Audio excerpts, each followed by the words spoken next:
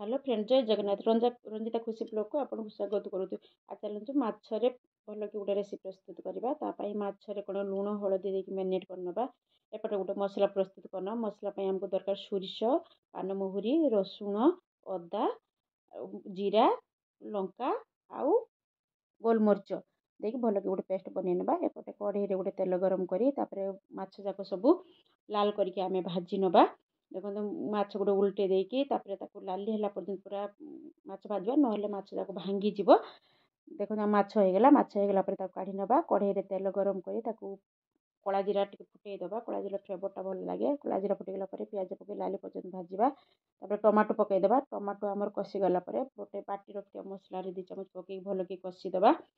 मसला आमर प्रस्तुत हो गला। एबे कौन करवा ता सहित हलदी सुखिला लंका लुण कसुरी मेथी देख भल कषा। पानी पकईदा। पानी फुटला माछ जाक पकईदबा। माछ फुटीगला आमर ता सहित लेंबू टिके पकईदबा फ्लेवर पाई। लेंबू पकईने भल लगे। देखो आमर होगला आमे कौन करवा धनिया पत्र गार्निश करदे।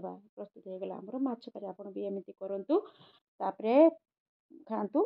कमेंट लिखु केमती होती। जदि भल लगी लाइक शेयर सब्सक्राइब करदे। मो चैनल को देखिए बहुत बहुत आपको धन्यवाद।